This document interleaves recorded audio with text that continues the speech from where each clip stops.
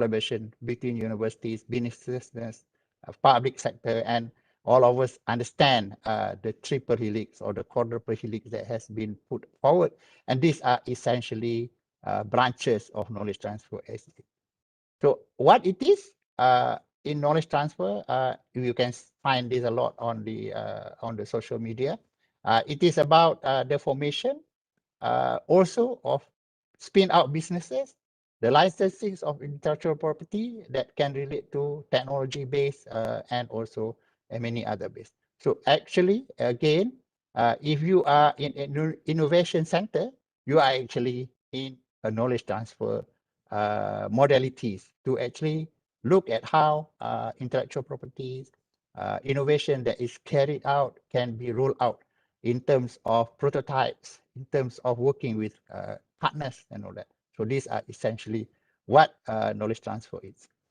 Also, a better, good understanding of what knowledge transfer is, it involves at least 6 types in isolation or in combination of the various aspects. For example, when people graduate, students graduate, and they join the workforce, they bring the knowledge that we have imparted on them, and they start to begin transferring the knowledge that they have to their workplace. At the same time, they may be actually experiencing a knowledge infusion from the industry to themselves. Publication and events, seminars are also a place where knowledge is transferred. Collaborative research is where knowledge is transferred. Consultancy, a very good example of where your knowledge is transferred to the client of what they require. So, and that can be very, very explicit and can be very, very exciting in terms of the way the knowledge is transferred. When I said about knowledge, it also involves technology. And the more foreign matter that usually we don't concentrate is about licensing, intellectual property, patent, and all that are also a mechanism of the knowledge transfer. And definitely, if we are going on new business, bringing about research outputs to the market and all that are part of a knowledge transfer process. So this is a very broad overview. It is not just about one program. It is about a whole ambit of what knowledge is. And I will summarize this at the end of my talk. At the end. What we are doing in Malaysia is probably looking at also knowledge transfer partnership in UK, which has been there around 40 years. In my visits in the last few years to many places such as Hong Kong, Germany, and a few other countries, there are universities which have a specific knowledge transfer center, which revolves around the 6 items that I have put up on top, from graduate employability to licensing to new businesses, and they put this under the umbrella of a knowledge transfer center. So they combine some of this. I think in the University of Polytechnic of Hong Kong, if I'm not mistaken, there's quite a few items there. And this is an example.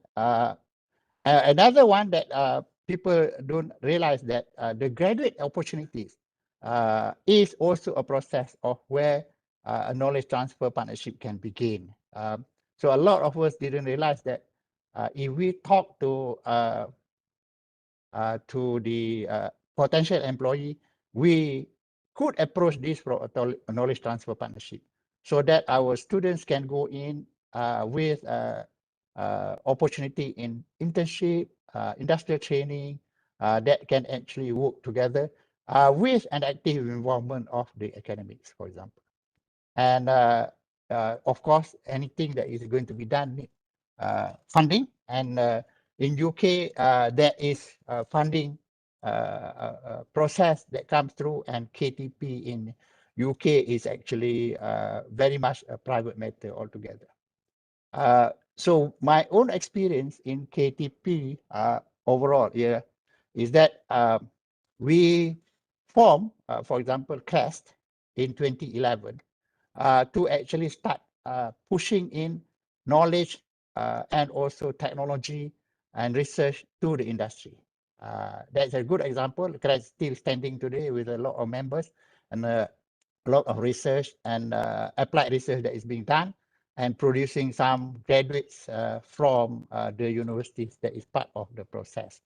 I'm also part of the Stanbias organization in Malaysia, which originated from Germany. It is also a knowledge transfer organization that actually provides opportunities for consultancy, graduate employments with the industry from the university and also from the sectors of industry. In Malaysia, this was introduced in 2010 in Ministry of Education, and we can look at a few items there in terms of what it is. For example, where is KTP in RDCE? What is KTP modern in Malaysia? How do we implement those? The processes and also some achievement that we have gone through a few years. So if we look at the KTP in RDCE, we can find that after research, then it can be a KTP that actually can extract the research to partner with many of institutions to then work on development, commercialization, or entrepreneurship. So there is definitely a place of KTP in RDCE, and many of the items that in the 6 matters that I put up just now is actually here. Innovations, licensing, and all that are part of a bigger KTP process.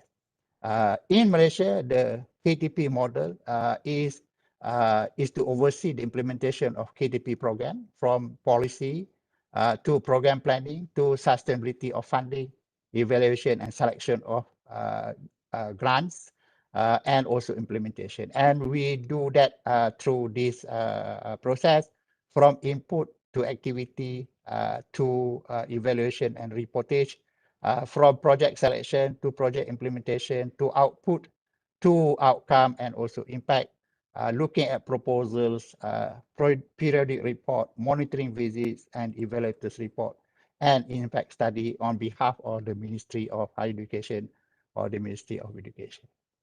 This is a model that we used, one of the potential model, but this is being applied. The KTP program is coming from academia to organizations, SMEs, or community, B40, that can benefit from the knowledge to enhance their business or give improvement to the quality of life. And we use the transferee, the medium, the graduate intern to manage and extract the knowledge out of a KTP project and lead the project to and maybe bring some of the project to their own. And we know that some actually has developed their own business from the project that has been done.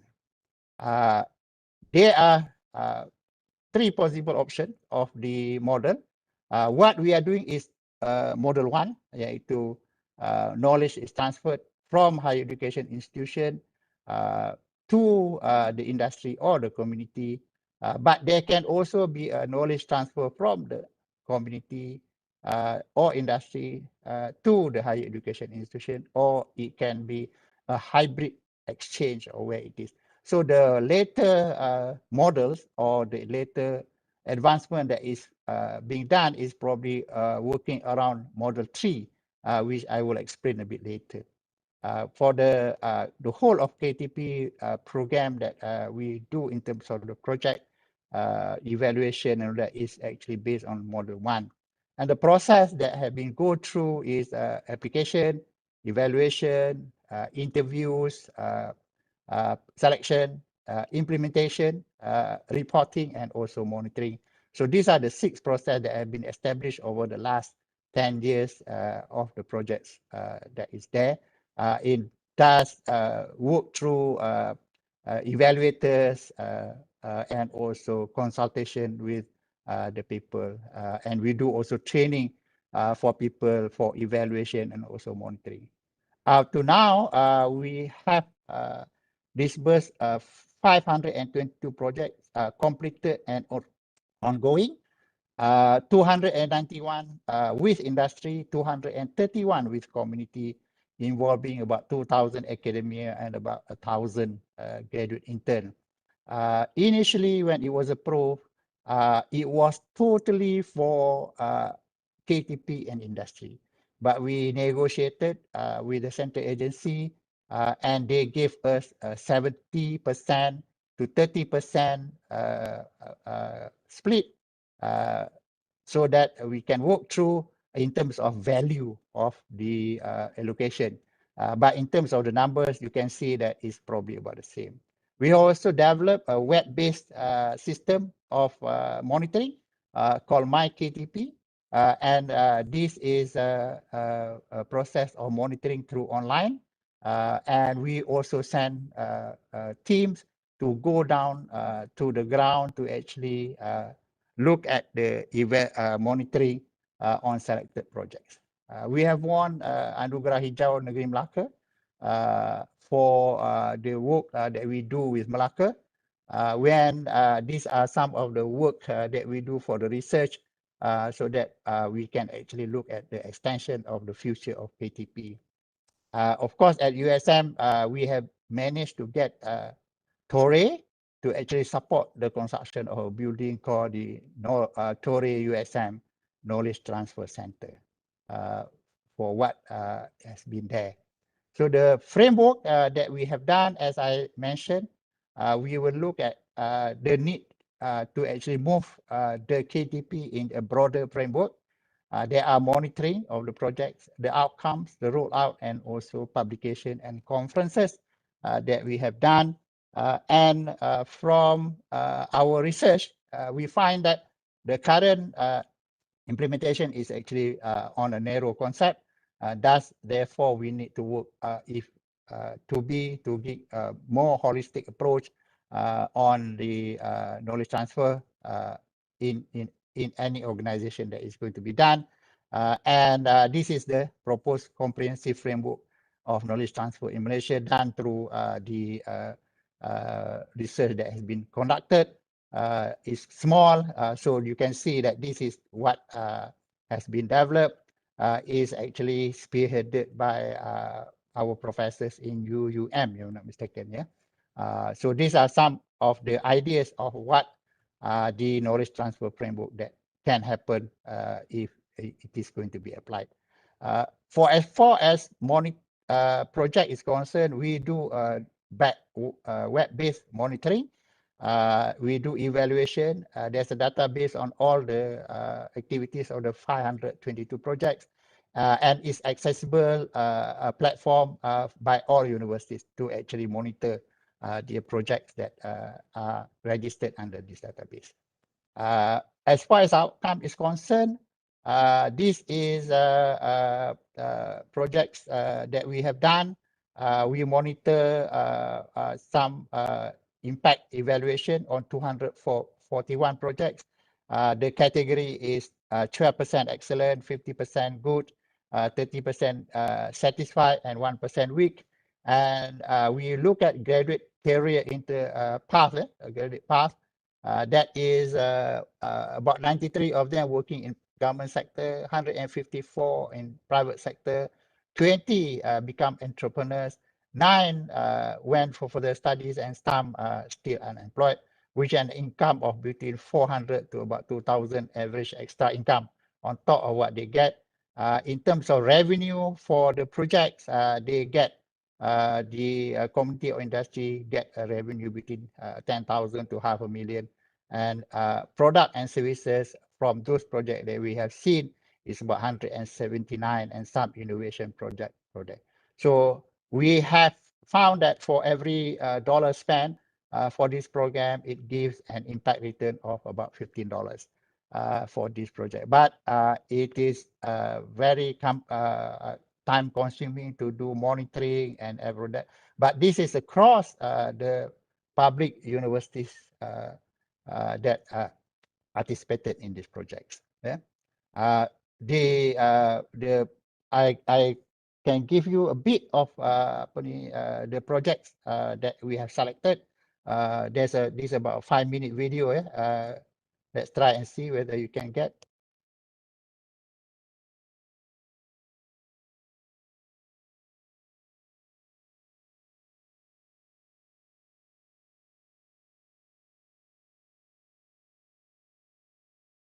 Dapat suara? Ada, Prof. Tak ada. Yeah. Is the sharing able to ni ke? I punya ada suaranya, tapi I punya pun tak dapat. Di pihak kami, Datuk, kami tak dengar suara video ni. Saya pun tak ada. Anyway, let's just do because dia ada apa kat bawah ni bawah ni. I think there is a music but tak dapat. Okay, so this is what I said is apa ni this KTP project yang kita telah pilih some of them and then kita summariskan the objective yang saya tunjukkan tadi. Ini adalah projek apa ni di sebuah universiti yang dilaksanakan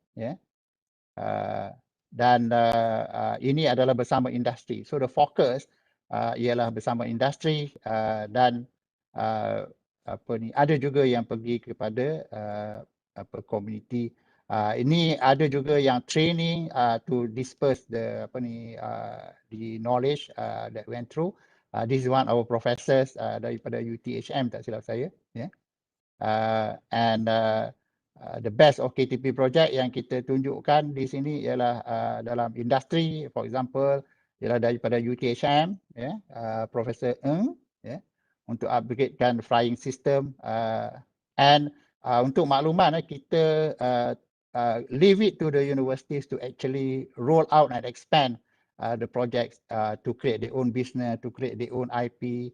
The secretariat or the Ministry of Education never apa ni ganggu this process. So it is up to the university. So this is from UITM, Dr. Mio dan rakan-rakan menjalankan projek ini.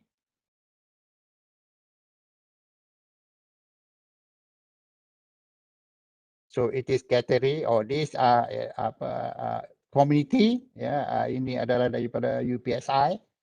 They transfer some of the knowledge to the school children and how to develop this.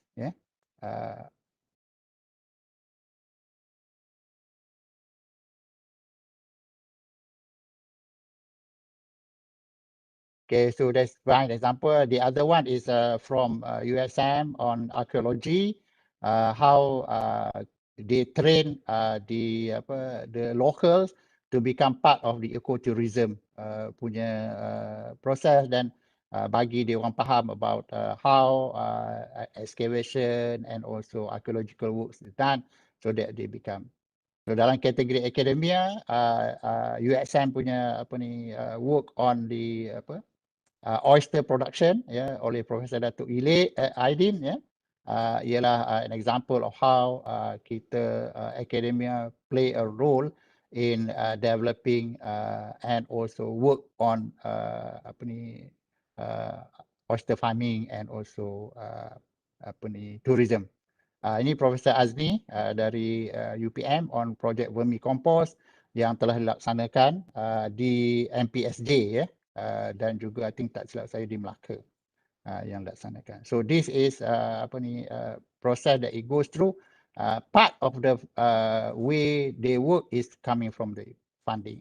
And this one is from UUM untuk work on teen entrepreneurship, train the students to become entrepreneurs. So you can see that the type of projects that is done is actually very broad dan juga it goes there. Dalam graduate intern, this is about quality management system in engineering maintenance company and the achievement is that the graduate intern has its own company now.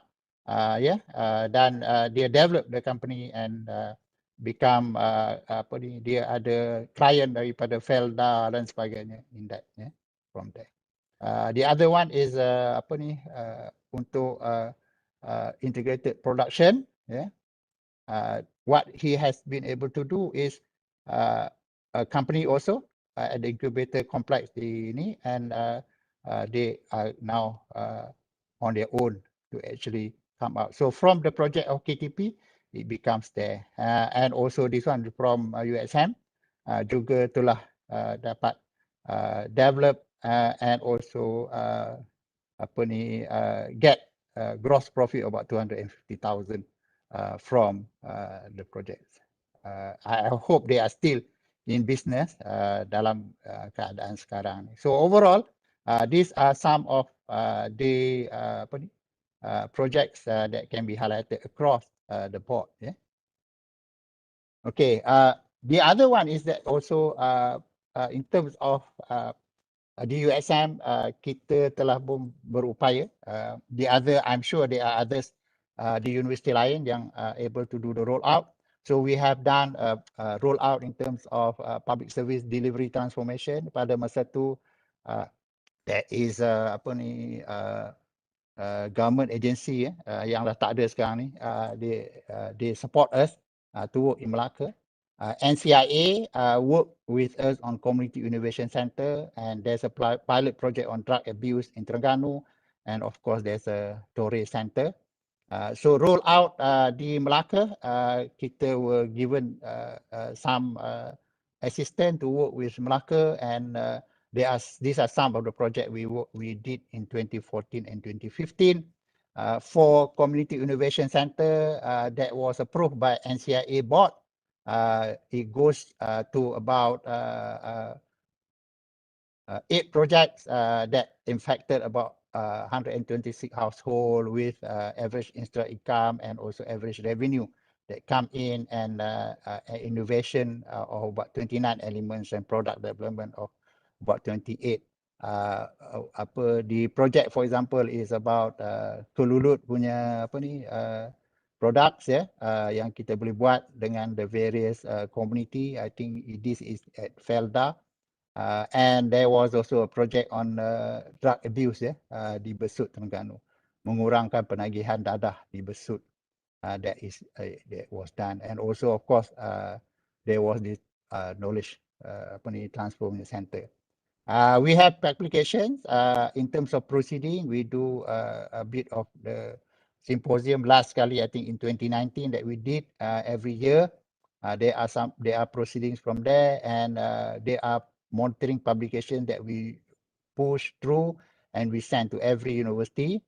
And there are some research publications that we have done through the various researchers there. And of course, there are seminars and conferences along the way, as I said, up to about 2019 that we went through. Yeah. So in short, what we do is that knowledge transfer should be looked at not just about the projects and the program, but also overall. And currently, we understand that there are some development, and I'm going to look at a bit on what, to me, I term it as the third pillar of the university. And I will show you a bit of ideas on how knowledge transfer management can we look at, and probably look at how USM is doing about the future. So hari ini Tania Peroraman tengok apa USM dapat berapa? Number 8 dalam dunia, or number 35 dalam sustainability and all that dalam THE. Okay. So the third pillar of university now is quite varied, in the sense, I think tuan-tuan dan puan tahu bahawa there is the work on University for Society. Yesterday, Datuk Asma was talking about translational research, and the existence of this community engagement punya program dan juga organisation di banyak universiti, bermula around 2007 to 8 like that. And there's KTP and also there's PPRN. So if we're looking at that, we actually can look at the the comparison yang ni nanti I think secretary ada slides kan, boleh tengok the comparison between knowledge transfer, PPRN, University for Society, apa yang dilaksanakan dan sebagainya, and apa yang boleh. Kalau tuan-tuan tengok, for example, University for Society is aimed at working with community, PPRM is working at the community industry, but knowledge transfer can actually reach both and also probably in combination out of quadruplex. This also can be compared with transnational research and community engagement.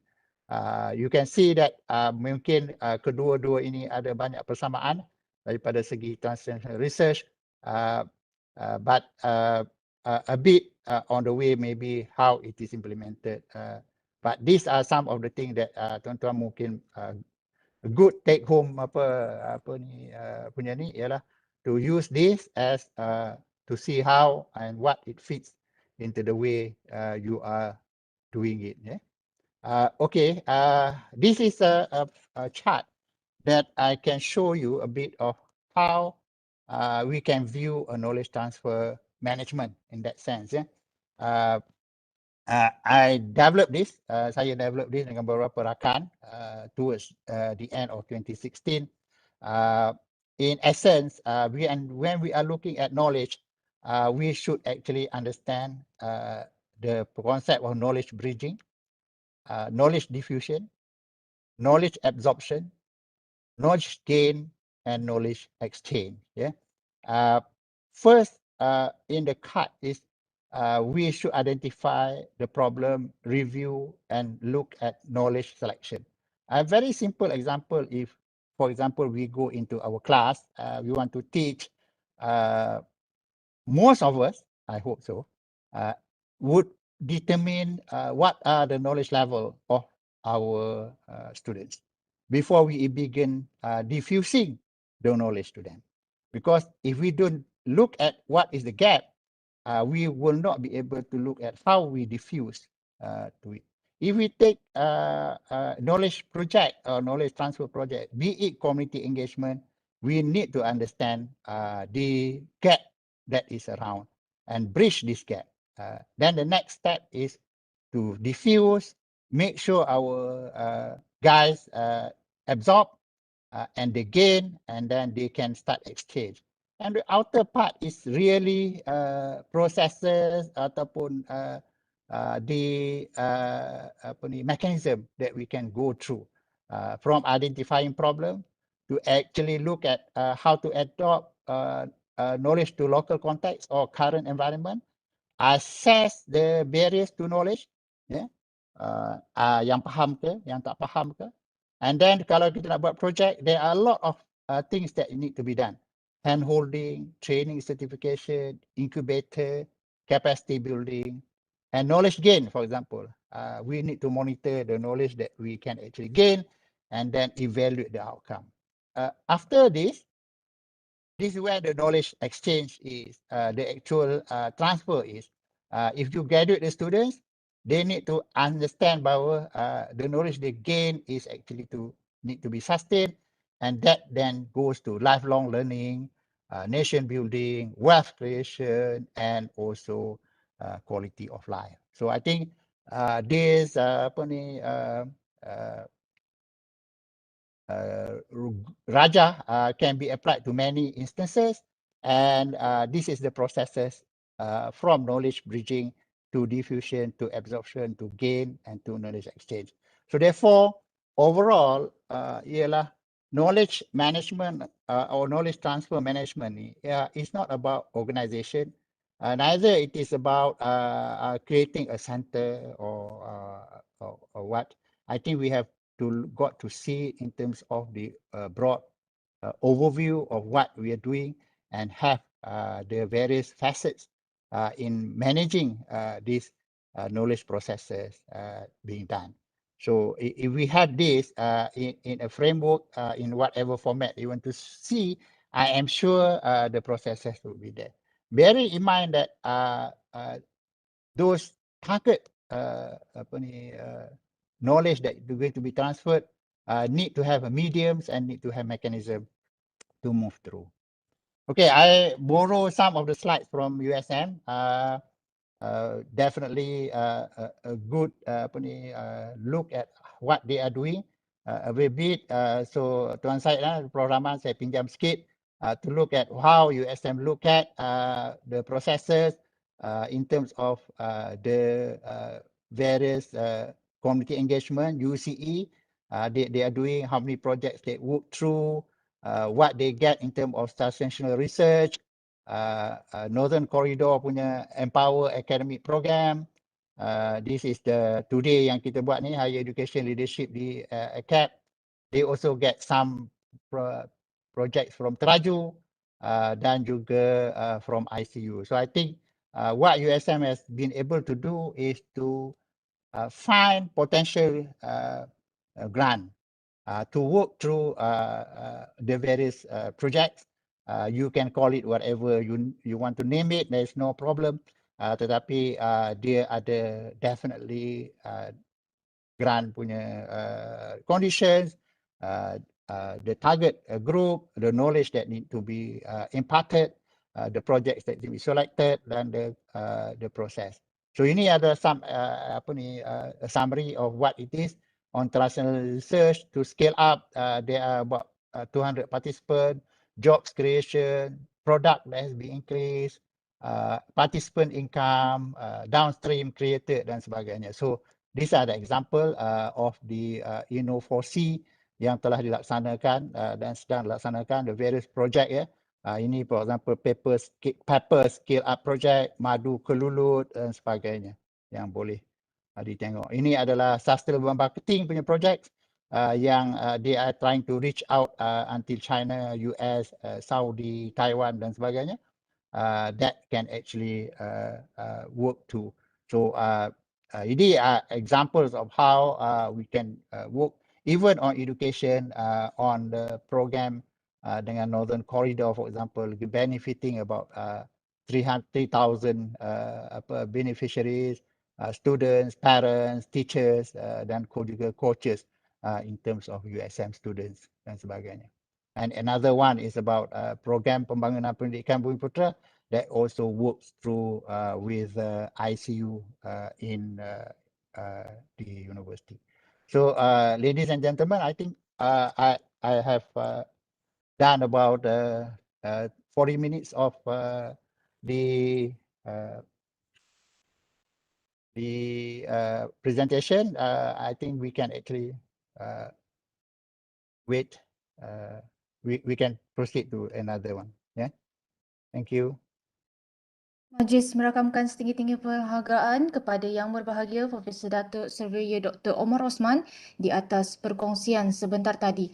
Jadi tuan-tuan dan puan-puan, sekiranya ada soalan yang boleh diajukan kepada Datuk, saya persilakan.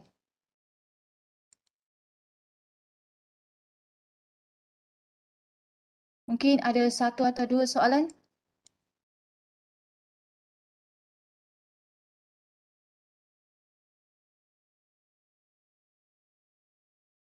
Okey, baik tuan-tuan dan puan-puan, sekiranya tuan-tuan dan puan-puan mempunyai sebarang persoalan yang diajukan kepada Yang Berbahagia Datuk, mungkin boleh dikirimkan kepada pihak Ursetia dan kita akan bertanyakan kepada Datuk Omar sendiri. Baiklah, terima kasih banyak. Assalamualaikum Datuk. Waalaikumsalam. Datuk, saya Dr. Nur Khalid ni dari UPSI.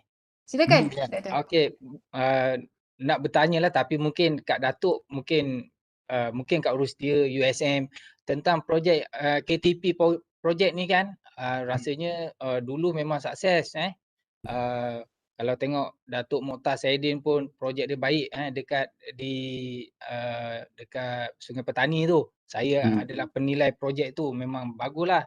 Dia dapat lahirkan 8 orang green badge untuk turis. Tapi tak tahulah yang projek KTP masih diteruskan lagi oleh pihak USM ataupun masih menunggu dana ataupun itu mungkin Datuk boleh jawab sikit kot bagi-bagi hint kat USM punya team. Okay, to everyone that's why saya presentkan dengan the broad overview di funding dah stop lama pun sebenarnya. Or it's only in the last, not in this Malaysia plan. It was stopped, I think, in 2015. Tak silap saya. Tak silap saya, it was 2010, 11, 12, 13, 14. So the last funding was in 2014. So apa yang from 2015 sampai sekarang ni dan dah habis pun, I think dah tak ada dah. Ni ialah wang daripada funding itu yang lebih daripada projek-projek kita roll out lagi. So I think the last roll out is the last this year awal kot, tak silap saya. Very small. So basically in terms of this KTP punya program yang saya tunjuk ada 522 tu, I don't think so there is going to be any more funding. There's no more funding lah. Dalam rancangan Malaysia ke-11 ni tak ada langsung funding lah. Okay. So apa yang ada funding tu ialah funding yang lebih yang di roll out to make the best use of what is some project, for example, dia habis, dia tutup account dan dia lebih dia hantar balik kepada universiti atau dia simpan nanti kepada USM, and then USM akan roll out lagi project dia through the KTP Secretariat dan kita akan bagi. So kita survive 10 years with 5 years funding punya ni. Sebab I think it will end this year, tak silap saya habis dah. So pada saya, the most important thing is to look at the KTP, knowledge transfer program in a broader viewpoint untuk universiti. Contoh yang saya bagi tadi ada 6 perkara yang boleh dilihat daripada graduate employability sampai new businesses and also licensing. So look at that from that concept. Dan towards the end tadi saya bagi satu framework knowledge transfer management yang boleh digunakan, tidak ada IP dan tidak pada saya menggunakan konsep knowledge for all. Ambil lah, gunalah, adjust lah, buatlah macam mana pun, trapezium ke apa ke, pyramid ke, nak buat macam mana pun, but ensure that apa yang kita lakukan itu ada objektif dia. It moves beyond research, it moves beyond academics. So kalau kita nak pakai the research component saja, it doesn't serve the society. It must be impacted upon the industry. Banyak daripada proses yang dilaksanakan ialah about industri. Saya masih lagi aktif dalam stand-based program di Germany adalah satu fine example of a very dynamic knowledge transfer punya proses dan program yang dilaksanakan di Germany dengan collaboration dengan industri. Contohnya, it doesn't wait for the government funding. So pada saya, seperti yang ditunjukkan oleh USM, yang saya bagi contoh, maaf yang lain saya tak dapat data dan makluman, jadi saya tak boleh tunjuk sebagai contoh lah. Tapi alhamdulillah lah USM ni masih baik dengan saya kan. Jadi mereka bagilah makluman-makluman yang saya perlukan. Walaupun saya tinggal secara khususnya KTP ni dah nak masuk 5 tahun dah ya. Tapi we are still in touch. Kita masih lagi ada beberapa aktiviti laksanakan. So saya punya advice kepada rakan-rakan is take KTP overview. It's not about branding. Neither it is about organization and governance. It is about the overview of how we want to have an impact on the lives of others. I think that is most important. Thank you lah rakan-rakan yang ada di sini. Saya tahu ada beberapa orang yang terlibat dalam KTP. Datuk, Datuk ni peraman ni pada juga saya. Ya Datuk, apa khabar? Saya terima kasih Datuk, very good presentation. Saya pernah terlibat dengan masa dululah masa projek KTP bersama satu ni, dan alhamdulillah because the KTP tu saya dapat my IR. Because the project KTP tu actually is very beneficial to us lah. Walaupun kita transfer knowledge tu kepada industri, tapi kita sendiri sebagai akademia kita berjaya lah. Saya dapat IR saya because of that project, and then my student been hired as a lecturer because of the intern yang dia buat. Because walaupun dia masih lagi PhD student, tapi dia buat yang intern tu, so dia ada practical knowledge. So when bila dia pergi untuk interview, dia dia ada advantage banding dengan orang lain lah yang buat PhD juga, ada doctorate juga, tapi dia dapat because of that. So it was very helpful lah for both the lecturer and also the student yang involved dengan KTP project ni. Dan sekarang ni pun kementerian banyak lagi continue similar kind of project, PPRN, translational research dan sebagainya. Dan saya memang, I think that's how we can see the impact lah that we can make to the society or to the industry lah, to this kind of project. Itu daripada saya, Datuk. So tahniah kerana memulakan program yang beginilah bersama dengan pihak industri dan juga masyarakat. Terima kasih, Datuk. Okay, saya punya ni ialah for example kalau USM Secretariat KTP ni atau siapa yang in charge nak continue lah kan. Kita ada 2,000 academia and about 1,000 intern, for example. These are very good resources yang kita boleh gembelingkan to move their knowledge and also share with others. Itu yang boleh dilaksanakan contohnya. Dan saya tahu bahawa rakan-rakan di sini ramai yang tengah get involved. I think it's very important that KTP in terms of the way it manage or whatever project you manage to work on multifunctional team. It is very important. The facets of graduate employability ataupun graduate graduate intern tu is also quite important. So kalau buat program apa, masukkan this element of graduate intern di dalam itu. Kerana we are giving a lot to the students by exposing them to the reality of life. I think that is more important. Dan kalau ada funding untuk support dia orang is good. Kalau tak ada, I think they should actually come also in terms of that yang kita boleh laksanakan. So saya rasa itu adalah good kalau kita boleh get the graduates to be together dengan knowledge transfer process. Tuan Syed tunjuk muka nak cakap apa? Silakan Tuan Syed, mungkin ada satu dua kata yang boleh diberikan kepada Datuk Omar. Silakan. Sepatah dua sahaja.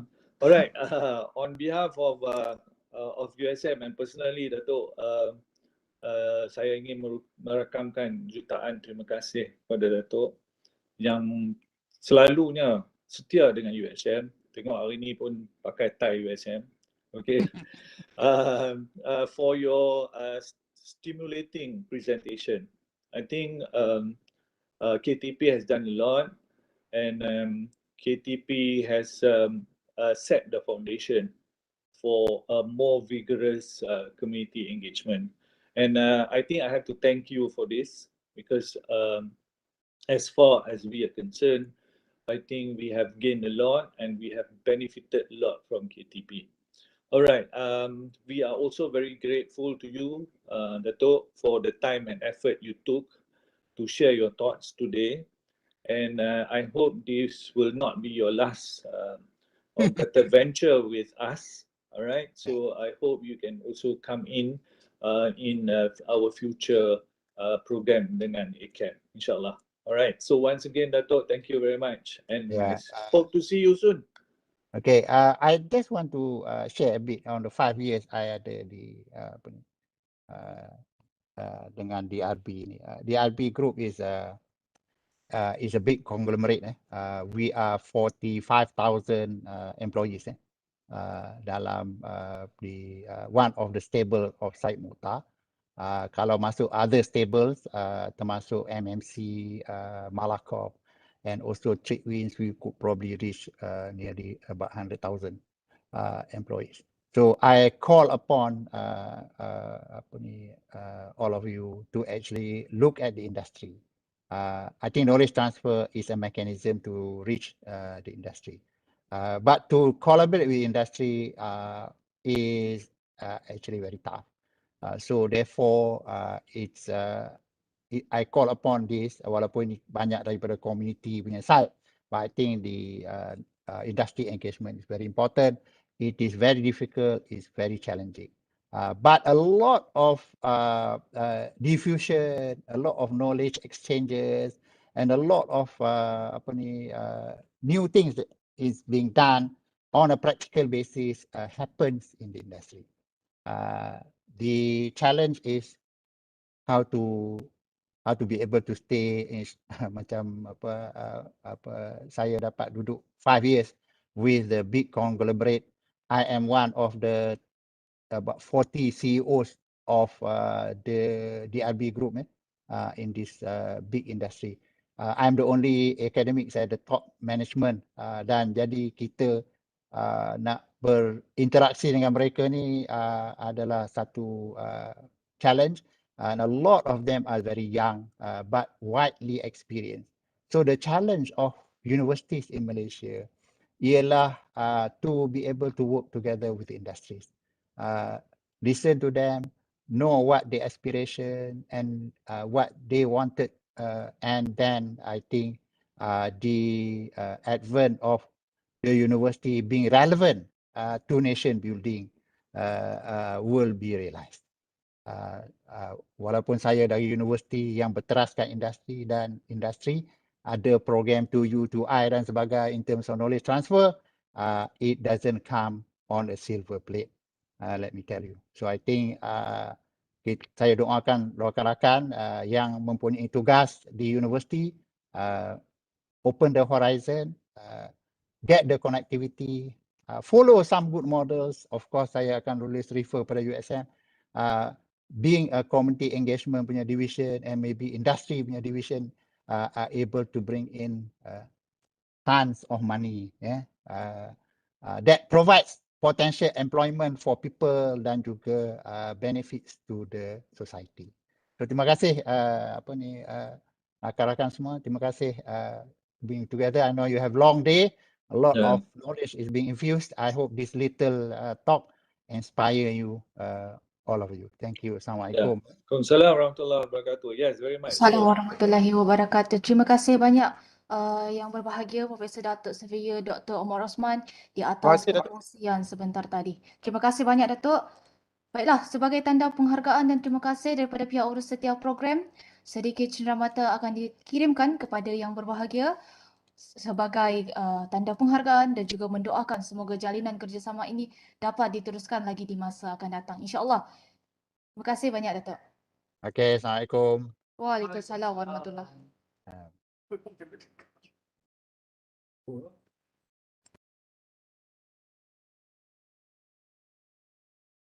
Hadirin yang dihormati sekalian, majlis akan diteruskan dengan sesi modul dan aktiviti kontekstual.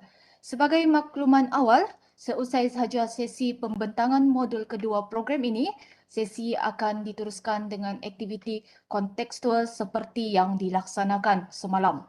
Tuan-tuan dan puan-puan akan diasingkan mengikut kumpulan oleh pihak urus setia bagi meneruskan aktiviti secara berkumpulan. Selesai sahaja kedua-dua sesi iaitu pembentangan modul dan juga aktiviti kontekstual sebentar nanti, majlis akan berehat seketika dan akan bersuah semula di ruangan utama Webex ini tepat pada pukul 2 petang. Untuk itu saya minta tuan-tuan tidak keluar daripada Webex ini dan kekal berada kerana pautan ini akan dibuka sepanjang waktu dan juga kita akan bersiaran daripada awal pagi tadi sehingga petang nanti. Jadi mohon kerjasama tuan-tuan dan puan-puan untuk bersedia awal bagi sesi berikutnya. Baiklah, tanpa melengahkan masa lagi, majlis diteruskan dengan taklimat modul kedua dan aktiviti kontekstual yang akan disampaikan oleh Yang Berusaha Dr. Muhammad Anwar Arsyad, Pensyarah Pusat Pengajian Pengurusan Universiti Sains Malaysia, merangkap panel pakar KTP Pemantauan. Dengan penuh takzimnya dipersilakan.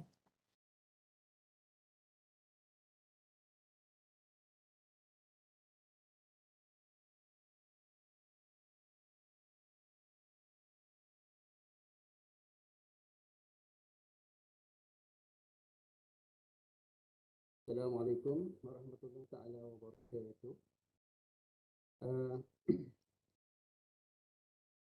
Assalamualaikum warahmatullahi taala wabarakatuh dan selamat pagi, salam sejahtera. Very good morning to all ladies and gentlemen, all the participants, professor,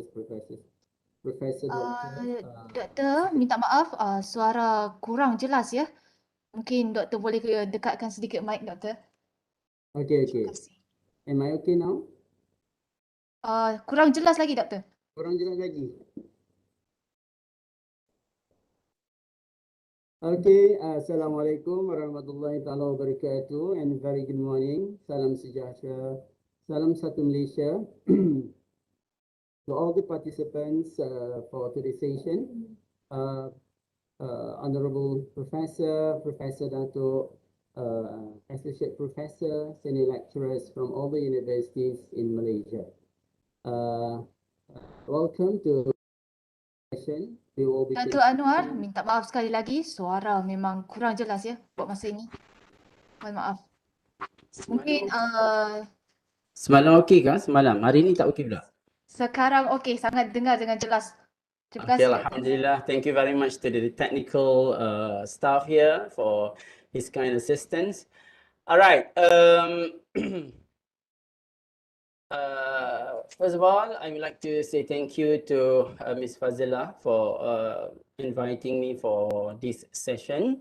And Alhamdulillah, thank you to Allah Subhanahu wa Ta'ala for this opportunity. And I would like to say salawat dan salam to our Prophet Muhammad Sallallahu Alaihi Wasallam. And we hope that this program will get a very great bless from Allah Subhanahu wa Ta'ala, and also some what we call that a barakah from our Prophet Muhammad Sallallahu Alaihi Wasallam. Rabbi shrah li sadri wa yassir li amri wa hlul 'uqdatam min lisani yafqahu qawli, amma ba'd. Ladies and gentlemen, for all the Muslims here, so I would like to invite you to start our session with the recitations of Kitab Al-Fatiha. Auzubillahi minasyaitanir rajim.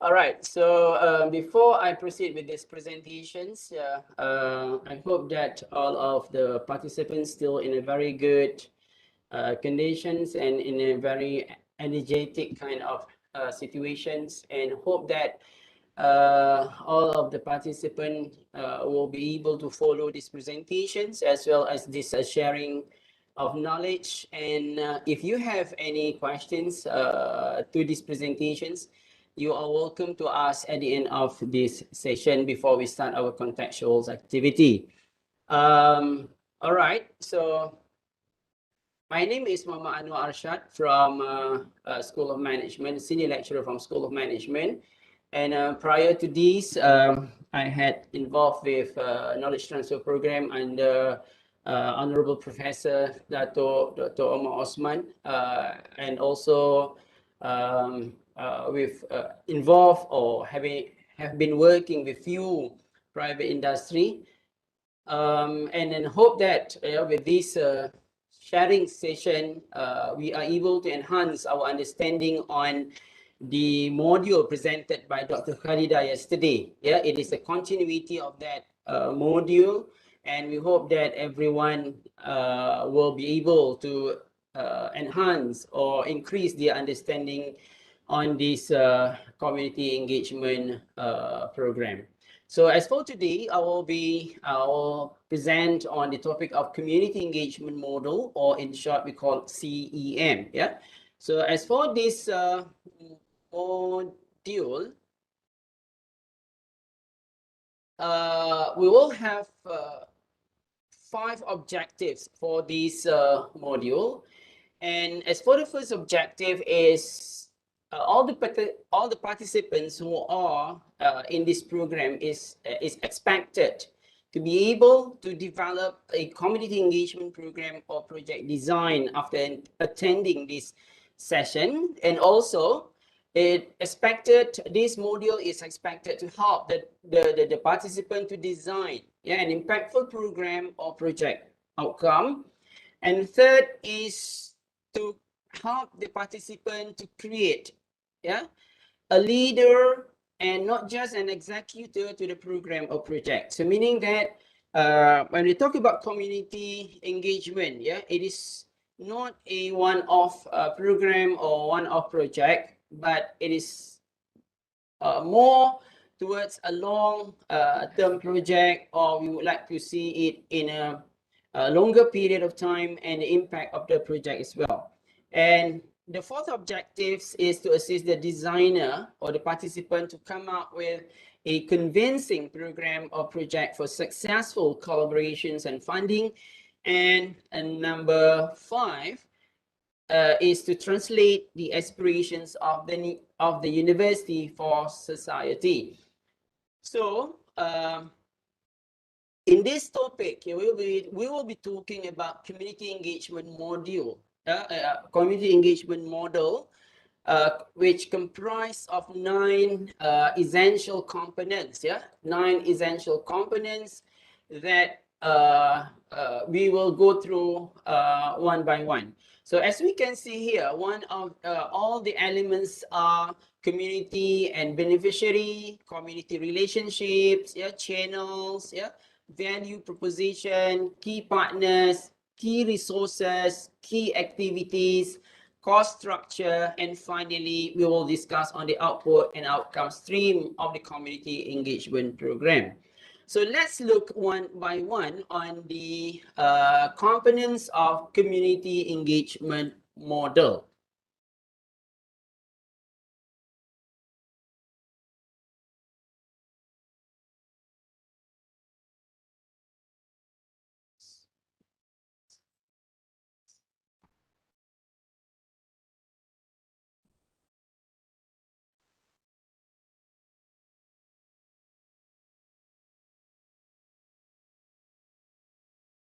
All right. So this is the community engagement model. If we look at this, one by one. So first we will discuss on the community or beneficiary.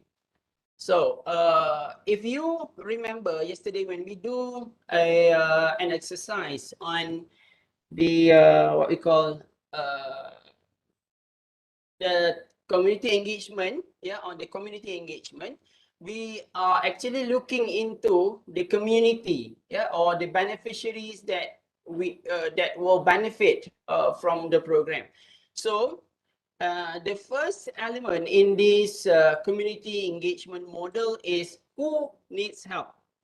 As an institution or a what we call that expert kind of expert in the field, we have to first identify and look for the community who needs help, or anyone or any institutions who needs help. As this program it means to help the community, either to increase, to enhance their what we call that community income, community well-being, and so forth. So when we look for the community or we identify the community, we have to match with the expertise that we have, or ready product or ready services that we want to offer to the community. Which at first we have to look at the problem. If you remember yesterday when we look at the problem statement, so when we look at the community or the organizations or industry problem statement, then we match with the expertise that we have. For example, that the kind of products that we want to offer or kind of service that we want to actually provide to the community. So all these products or services, it must include the element of innovations, enhancements of the technology, enhancement of the product, kind of features, or what we call product function. Yeah, there must be an element of innovations in that kind of values that you want to offer to the community or industry. Yeah, so if, for example, yesterday, if I refer to my group kind of task, given on the contextual activity 1, we are talking about the issue of STEM and the what we call the remote school, and also low-income family, as well as students with special kind of needs. So we talk about STEM issue, and we talk about the government intention to increase numbers of what we call the rural students to take the STEM kind of subject. So first of all, we have to identify the community. So we identify yesterday one school somewhere in Sarawak, Bacalalan, and then we know that they actually experience lack of facilities, expertise, actually in attracting the students to go for STEM subject. So when we identify the community and we know what sort of values or what sort of what we call that product or services that we want to offer to them, then this is more or less one way to begin with the community engagement project. Okay, next component of the community engagement model is about community relationship, or how do we interact with the community. This is the second component of the CEM. Okay, when we know that our component, when we know that we have identified the community, the school from Bacalalan yesterday. So now how we actually communicate with them. So in this component, it is about how we establish relationship and maintain with the community segment.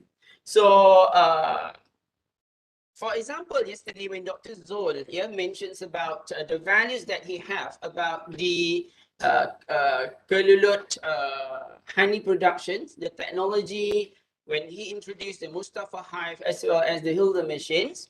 So he communicated the new technology, the innovations, or the values that he have through the social media, for example, like Facebook, Instagram, webpage, and then he will conduct internal or external dialogue, as well as promoting that through the mass media. So this is how actually we interact with the community about the values that we have. So if it is a value-driven kind of thing, so we promote that to the community in open media, and also through multiple channels to attract them to actually introduce to the public about what we have. Then later on, they might respond to that information and personally contact us. Either it comes from the government agency, either it comes from community or industry to understand further about the values that we possess. So this is one way to what we call that interact with the community. But if it is a demand driven, for example, like yesterday in our case, task 8 case, for example, it is a value demand driven where the value is already within the institutions and the demand is coming from the government, especially the Ministry of Education. So that Ministry of Education discuss with the higher institutions, universities, and then they tap the experts from the universities, and then the university and the Ministry of Education work together to identify the community and they work for. So this is another way actually in community relationships. So if we talk about value demand driven, the community relationship built by both the university as the expert provider or the value providers and the government agency as their smart partners in this project, then we create we establish the relationship with the community. So so it can be used or it can be performed in many platform or many methods. Yeah. So but here the example here is more or less like we as a university, we want to promote, we want to introduce the values that we have, then we can communicate that through the social media such as Facebook, Instagram, webpage, dialogue, and mass media. So so meaning that here we communicate the content, we communicate the values, the product or the services that we have. So then next we talk about channels. Yeah, channel. So channel mean that how actually we communicate or we promote the values and the product or the innovation that we have. What are the channels? What are the medium that we use in order to let the public knows about our product, services, and also the what we call that innovation. So in this component, value propositions are delivered to community through communication, distribution, and delivery channels. Yeah, delivery channels. So an example for this activity, yeah, we can do it through exhibition. Yeah, for example, like through MOSTI exhibition, education fair, so a technology fair, and so forth. Yes, we can participate in that fair, for example, exhibitions, and we can also promote through mass media, social media, briefing, and visitations. Yeah. So this is an effort. This is an effort of the academia, yeah, to promote what they have. We can say that ready product, yeah, ready services, ready innovations, yeah, to help to enhance the community in the public. Yeah.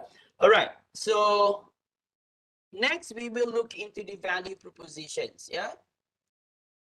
We know that since yesterday, when we talk about value propositions, it is about sort of values or innovations or new findings from the research done by the academia, which meant to solve the community's problems and needs with value propositions. Yeah.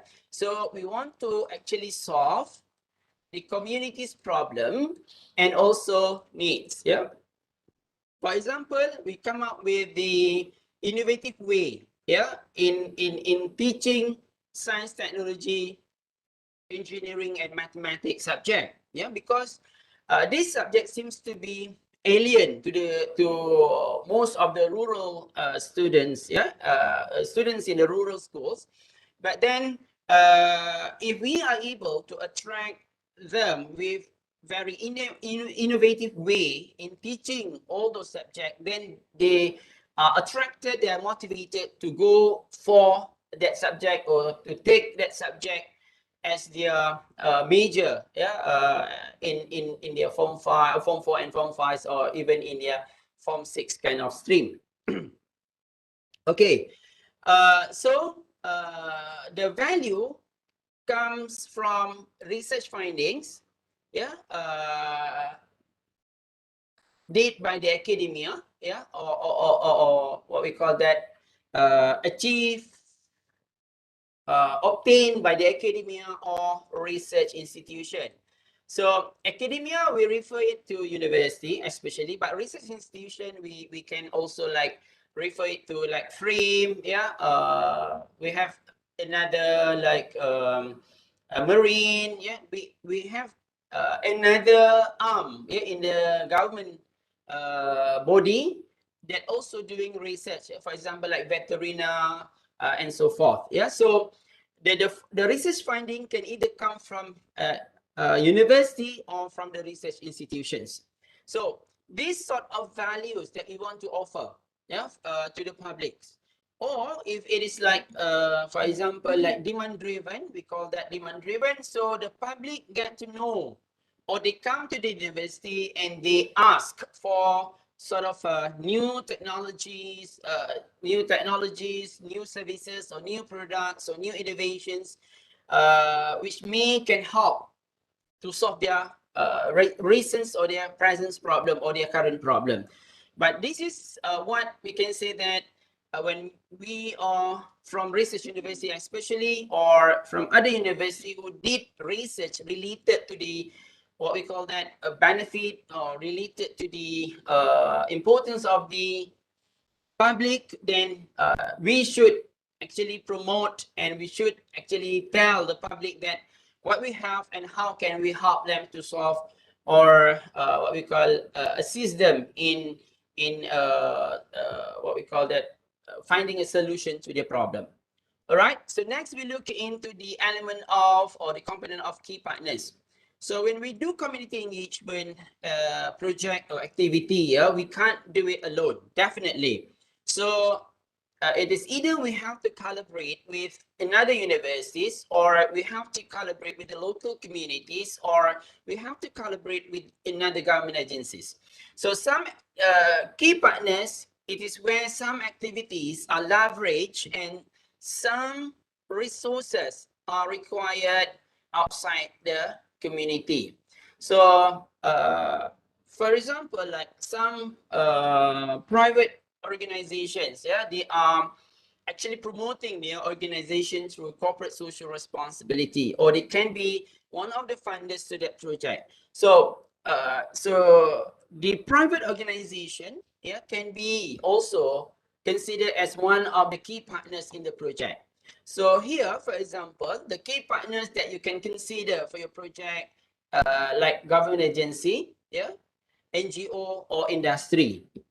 So government agency, for example, in the case of the STEM yesterday, we can say like Ministry of Education, what we call Pejabat Pendidikan Daerah, PPD, and then we can also call the J3K, to help, or the district officer also can, to help, in driving the project, and also to what we call that motivate, to call the community to participate in the project. All right. After the key partners, we have to look into the key resources. Key resources. When we actually want to conduct or want to execute a program, we have to consider what are the resources in that project.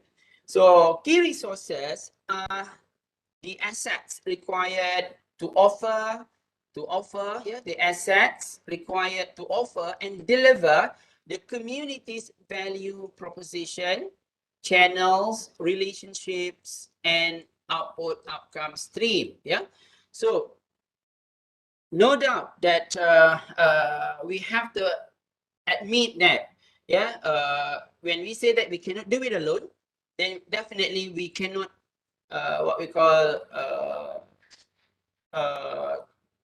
provide all the facilities alone, for that project. So some of the resources may come from our key partners.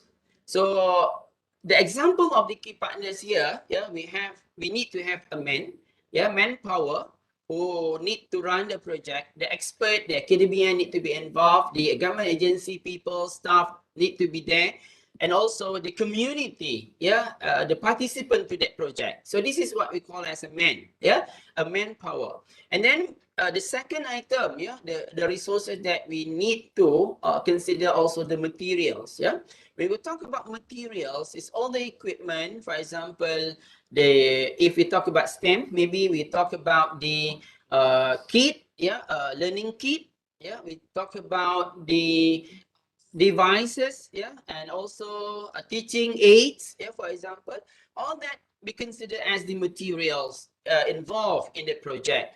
Then we need to have funder or financial assistance or money, yeah, for that project to be executed. Definitely we need to budget certain amount of money in order to run the project. So the money meant to cover up, for example, the operational cost of that project. And then we need to what we call that, cover up like the refreshment cost, traveling costs, yeah.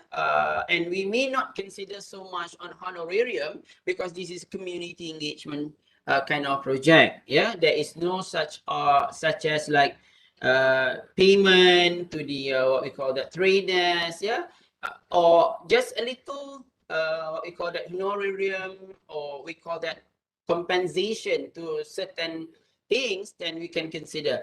But money is definitely highly required in this program for us to ensure the project or the program can be executed successfully. And finally, we talk about machines, yeah.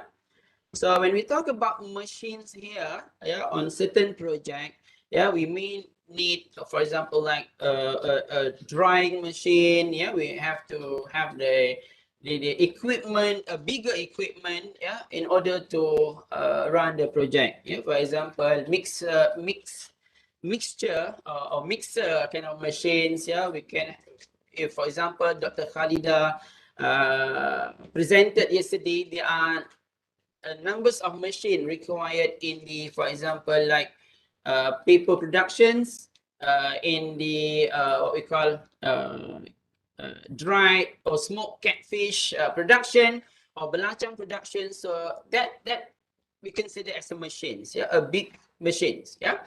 All right. So we have to, for example, like the machine can either come from the university, or it can be, it can also come from the NGO, it can come from the industry. So we can source up all these kind of what we call that, resources internally or from the sponsors or external body.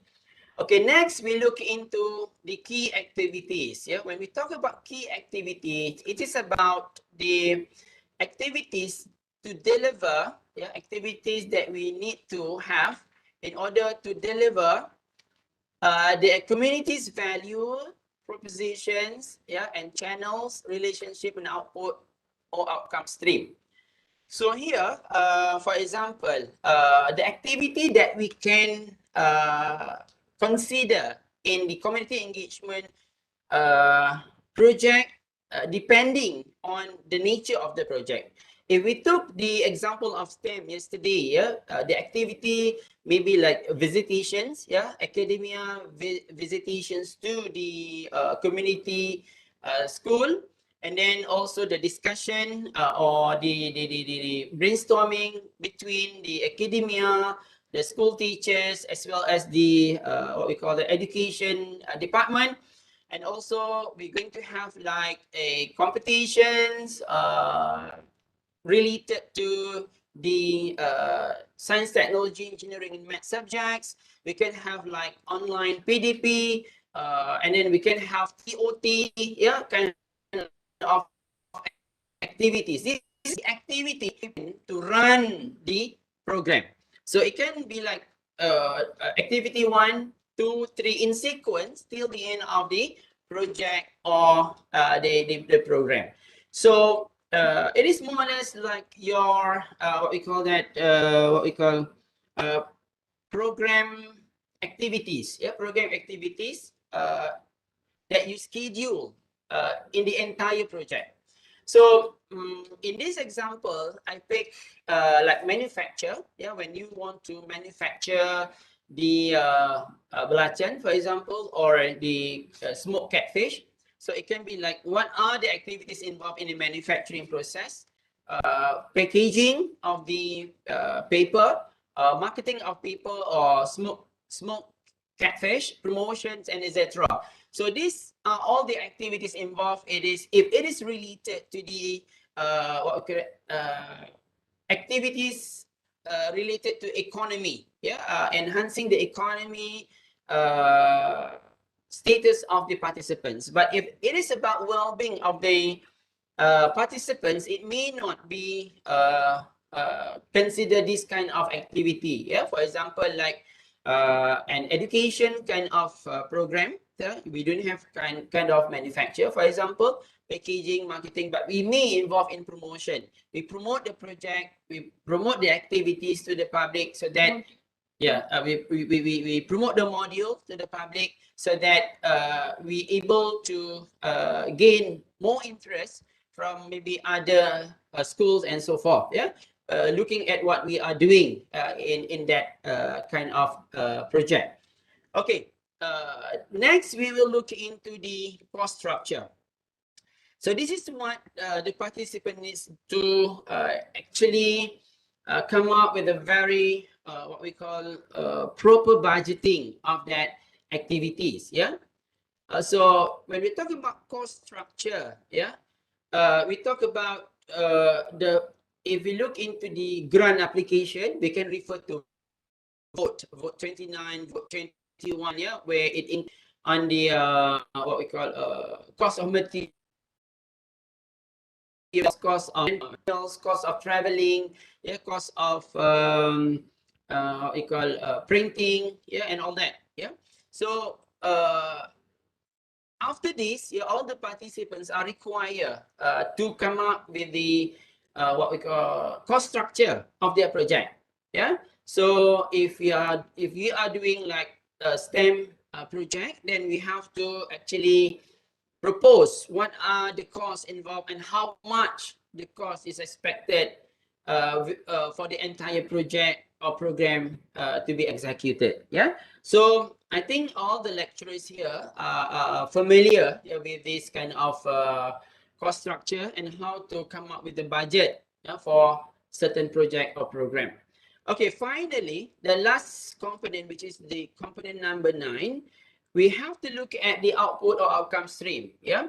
So as for the output and outcome streams of the project, we have to actually count, or we have to predict what sort of output as well as outcome of that project. Yeah, of that project. Here we can say like publication. Yeah, the example of the output is publication. Yeah, books. Yeah, manual, then income channel and community well-being. So the ultimate objective, yeah, in the community engagement model is sustainability. Yeah, so it is not more or less like one-off kind of output. For example, publication, then that's it. Yeah, and book, that's it, and manual, that's it.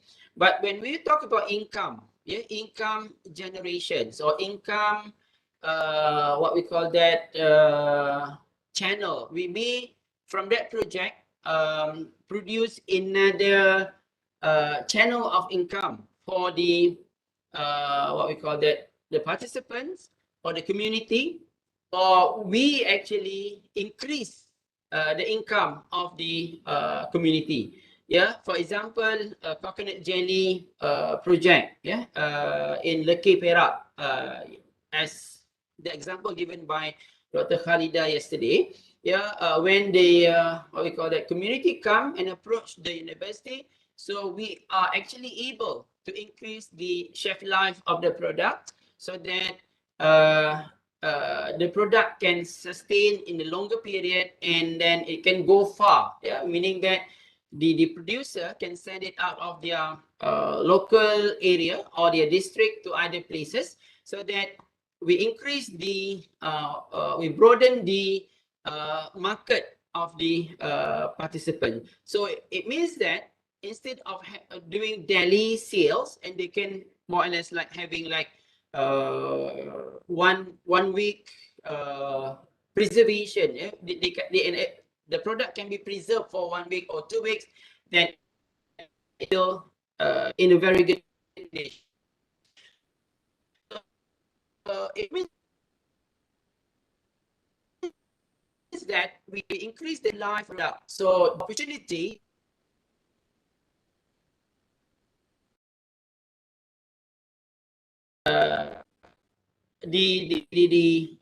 rural students, yeah, instead of they are going to what we call that ordinary streams or art stream, yeah, in their study. So we now opening another what we call that stream for the students, that they also have same or equal opportunity as what the people, the students in the urban area, so that maybe some of them having an ambition to be a doctor, engineers, yeah, or scientists in the future, so that they can also get the same opportunity. So not the students are not forced to take an art stream only, yeah, so that it will later on will increase, yeah, or improve the community well-being.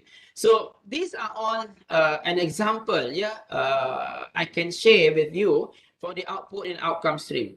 And I can still remember, yeah, one of the I think project, quite successful project, yeah, where one academia from engineering school, yeah, of USM, they are actually he come up with a project to provide clean water to the rural community. So you know, he used his knowledge and his what we call that expertise in the engineering context, and he come up with the what we call system to harvest the water, clean water from the river or from the hill, and then channel it to the community house. So this is something where it increases the community well-being as well.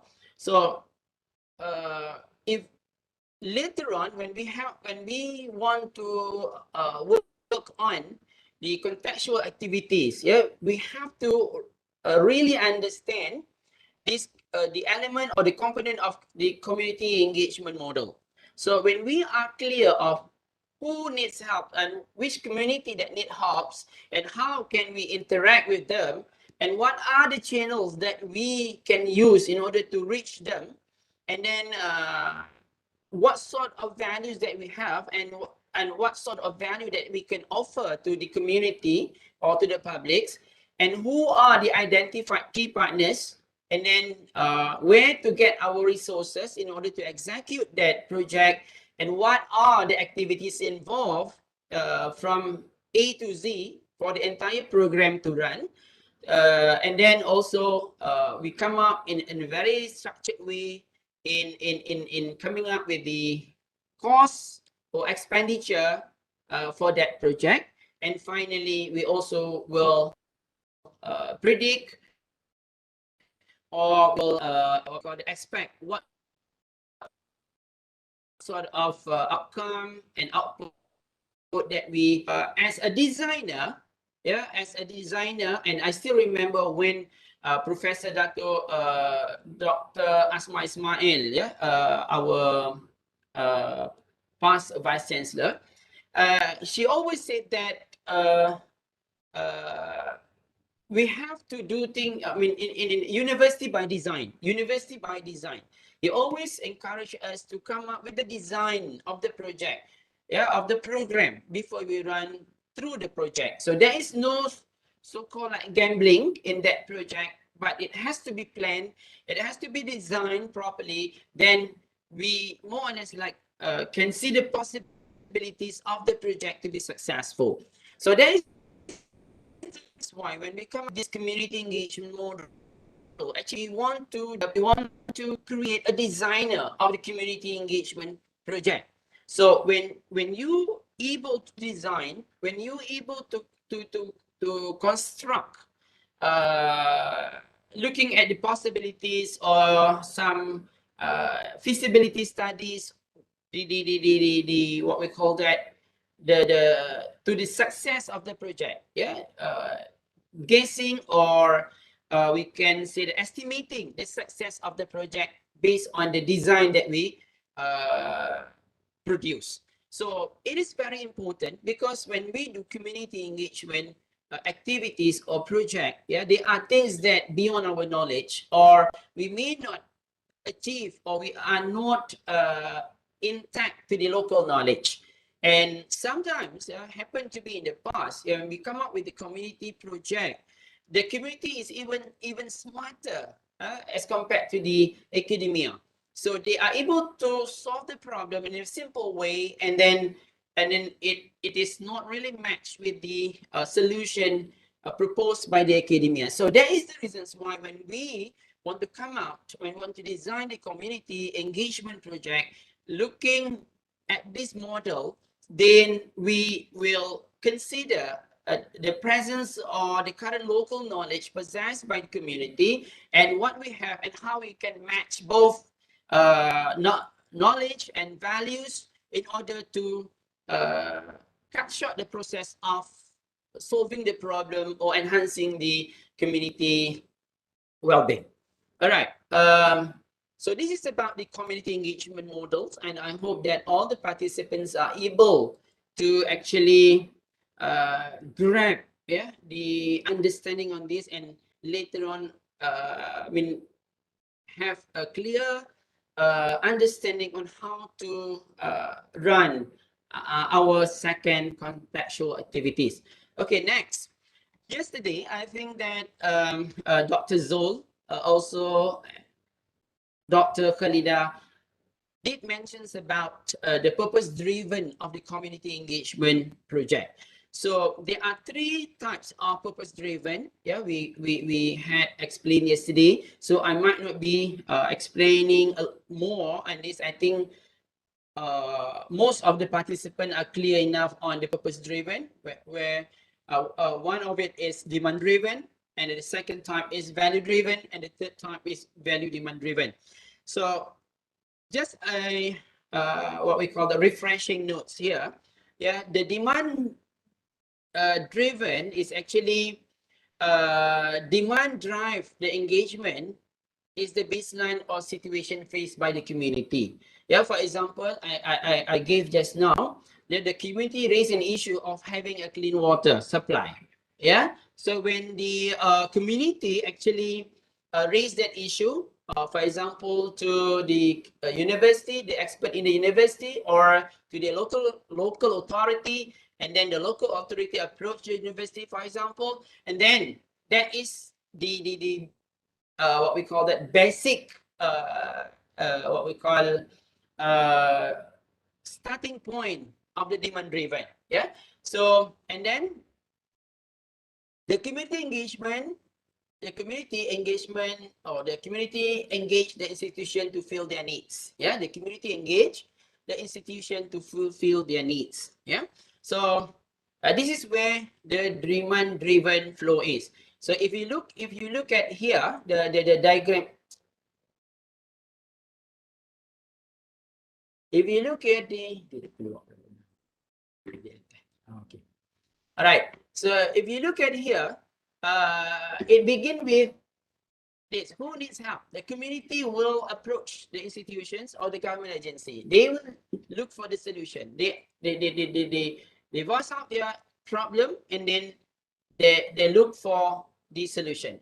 So from here, either the community itself actually sends the values possessed by the institution, so they will go to the institutions. Yeah, so this is where they build the relationships. They build the relationship through the mass media, for example. They get to know the expert or the values possessed by university through mass media, through social media, through for example what we call broadcasting from televisions, radio, and so forth. So this is where actually they get to know about the values, and then they start interact with the person in charge. So this is another thing is the channel, yeah, that they use. They can get it from the exhibition. They can get the information from the dialogue. They can get the information from visitation to the university, and so forth. So this is where they actually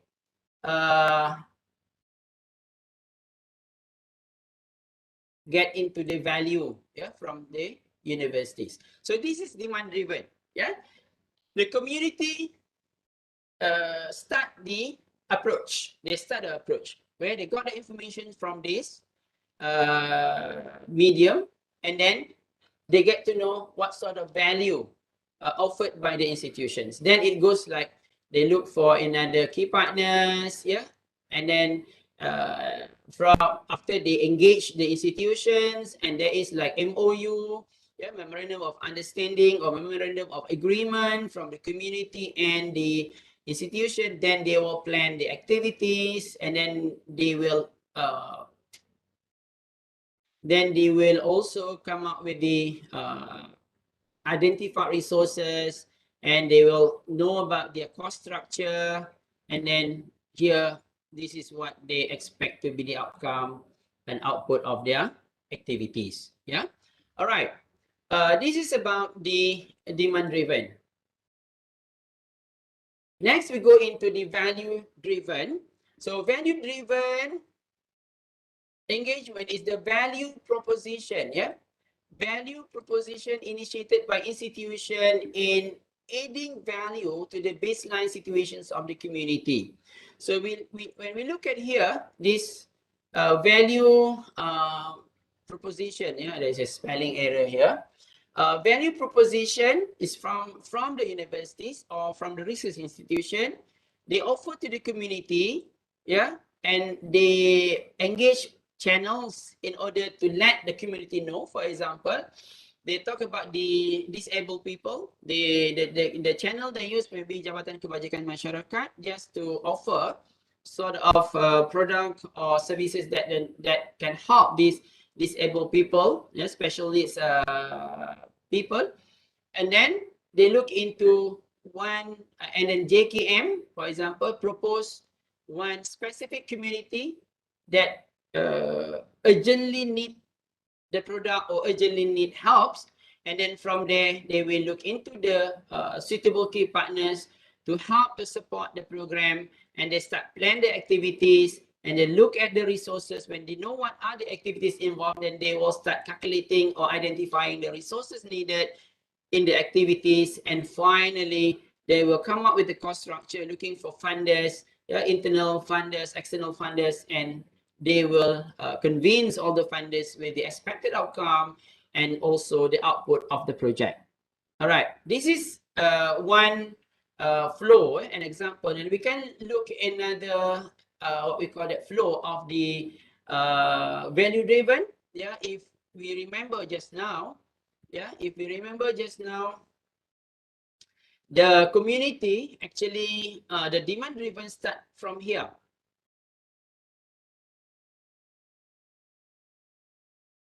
The demand driven begins here, while the value driven, it starts here.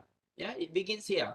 So meaning the institution will take the initiative to promote, as what Dr. Zul did. Yeah, so he take the initiative to promote through Twitter, Instagram, Facebook, all the values that he have, the product that he have, and then it reached the community. Yeah, the content reached the community through the social media, and also he had to identify the channels, yeah, where he used social media. He also used the publication, yeah, to reach the community, and also finally the community will react. Yeah, community will react to the information, and that's showing their interest, and that's how the engagement actually established.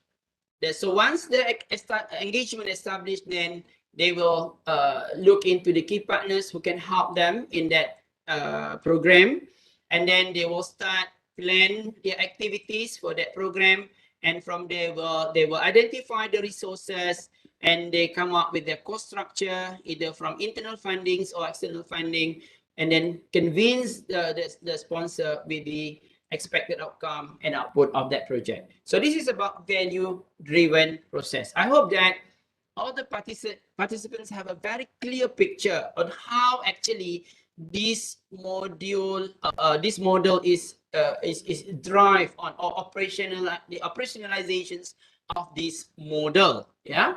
All right. Next, we have the last purpose-driven, which is value demand-driven. So the definitions for value demand driven is the value proposition initiated by the institution to the government agency, or vice versa. Vice versa, where first, this is the institution, the value from the institutions and the government agency. They come and propose to the government agency.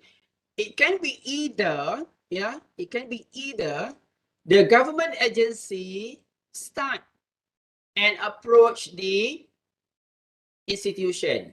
For example, Ministry of Education having an issue of increasing the interest of, or increasing the motivations of the rural students to go for STEM subject.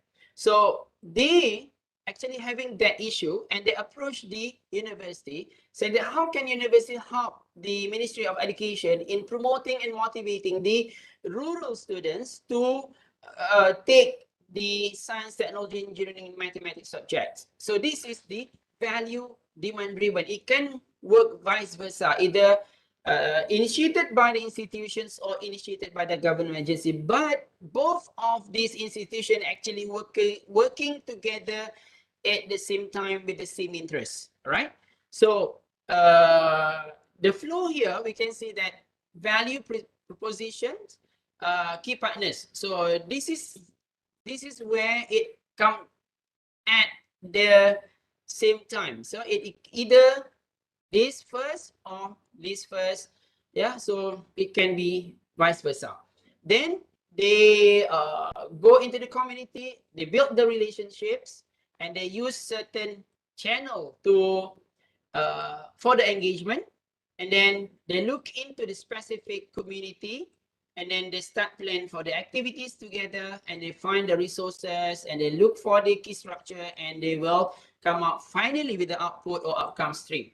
So in the clearer picture, we can also look into this diagram.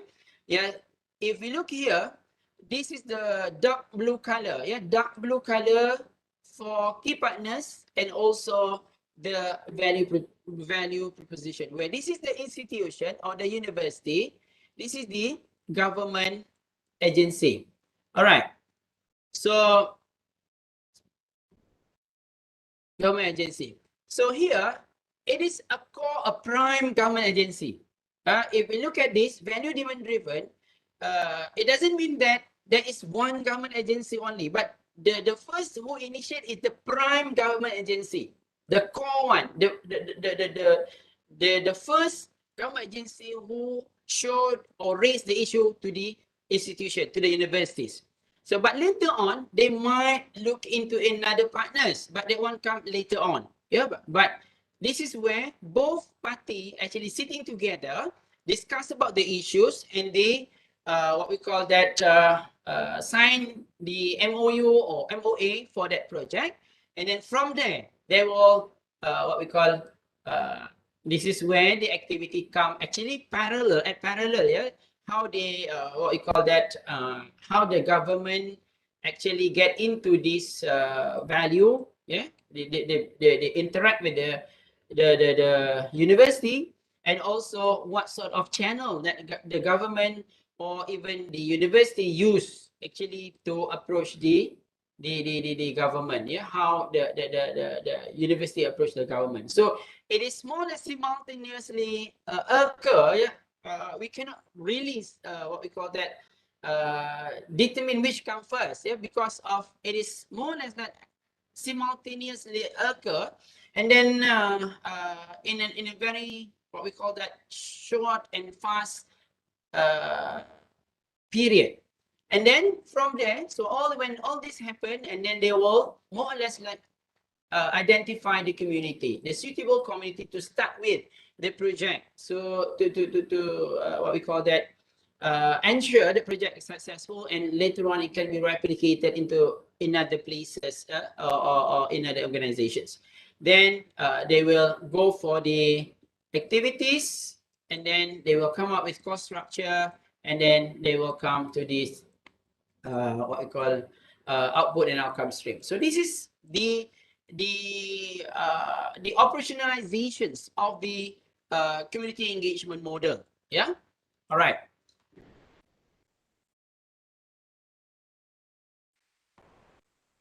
All right. So we come to the end of the presentations, and then here we have our contextual activity tool. Yeah, where everyone have to actually go back to their what we call that group, and then you will be given the same case study like yesterday. If, for example, like my group having task 8, and today you will still continue with task 8 kind of case study, considering what you have, what we call that, determine, or what you have come up with, the problem statement, the stakeholders, and also the engagement activities in the table. So then now you have to transform that into the community engagement model. Yeah, they are interrelated, and you have to visit again what you have yesterday in your problem statement, your stakeholders, your key partners, the activities in the engagement table. Now you have to what we call that, put it properly into your community engagement model. So it is more or less like a snapshot of your program or project proposals. Okay. Any questions before we move into the activity session? Assalamualaikum. I have one question Assalaam. just to clarify my understanding. Yep. Between the value-driven and demand-driven just now, value demand-driven and demand-driven. So Yep. because we have a situation where the community is demanding on certain projects due to certain problems at the community level. So does Yep. that falls, because we are creating value to them, does that also mean we are in the category of value demand driven, or is just demand driven? Okay, in a very what we call it, simple way to identify if that activity starts by the community. If the community approach you, yeah, and then it is considered as a demand driven. But if you approach the community, yeah, for example,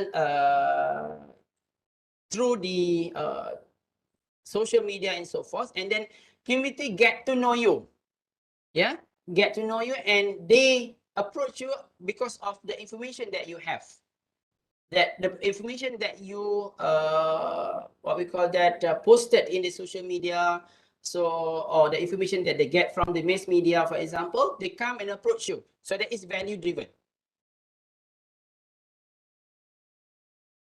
Okay, So the thank you. institution start first. Yeah. Yeah, thank you. Because we have many ways of identifying the issues. So clear. Thank you. Okay, thank you very much, Doctor, for the questions. Assalamualaikum, Okay, Doctor. Salah. Yes. My question is that what is the distinctive difference between demand-driven and value-driven, as well as value demand-driven? Because in terms of the processes and the outputs, it will be, I mean, it will be similar. So what are the reason behind this distinctive what do you call that, the initiative, the beginner initiative? What does it really tell us at the end? All right. No. Actually, the purpose of having community engagement program or project is to either provide the solutions to the problem of the community. All right. So, what is the significant difference between the purpose-driven or who start first? Who start first? Who approach first? So if the community, for example, that the catfish product farmers come to the university saying that we have a problem of high cost of catfish food, for example, because of, if we are relying on the pellets, it will actually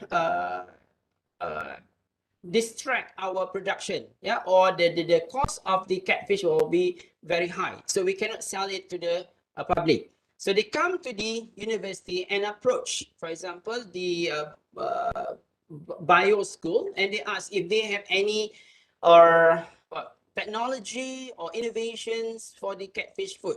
For example, yeah. So this is the demand driven. They come and approach the university. Yeah. And the value is where you either you propose to the community through a social media platform. Yeah.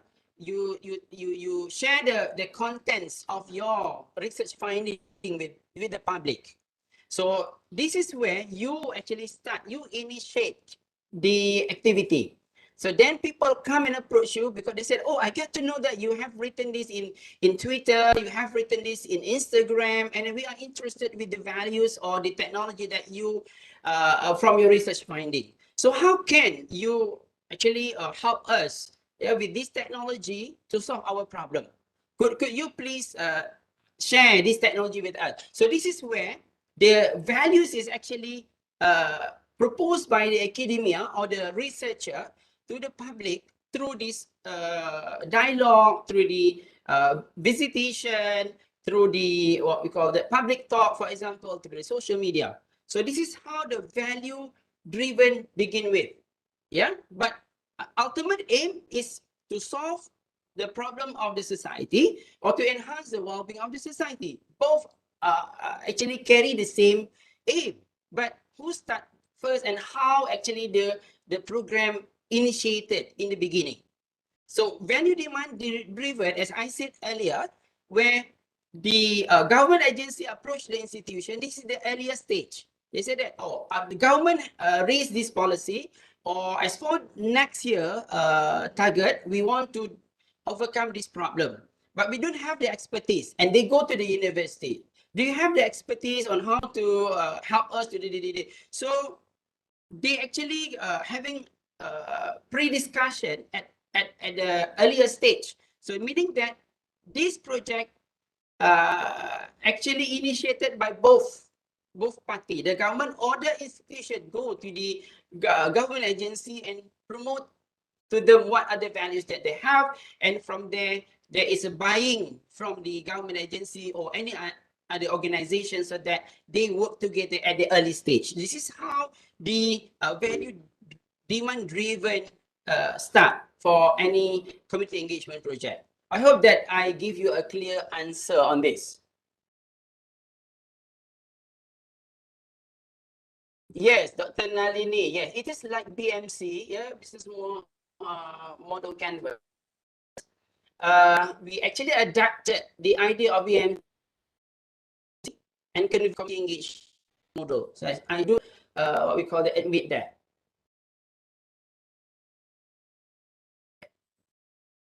So it is. I hope that it is clear enough. So if not, then we will continue with the activity. I hope from the activities, then all the participants will get clearer understanding on how the community engagement model works. All right. Okay. So can we proceed with the contextual activity, Ms. Fazila? Baik, terima kasih banyak Dr. Anwar Arsyad atas pembentangan modul kedua sebentar tadi. Baiklah tuan-tuan dan puan-puan, seperti semalam kita akan pecahkan tuan-tuan dan puan-puan terus kepada kumpulan masing-masing. Mohon bantuan tim teknikal untuk memecahkan para peserta. Jadi tuan-tuan dan puan-puan boleh tekan join now di layar masing-masing untuk masuk ke kumpulan. Terima kasih.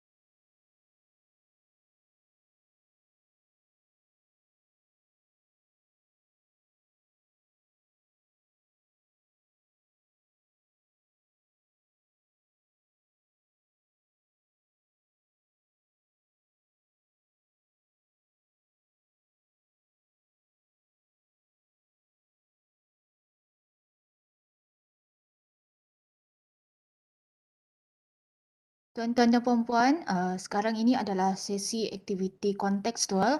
Jadi seperti yang saya maklumkan sebentar tadi, kita beralih kepada aktiviti berkumpulan. Jadi seperti yang terpapar di layar tuan-tuan dan puan-puan itu, tuan-tuan dan puan-puan boleh tekan join now sekarang. Terima kasih.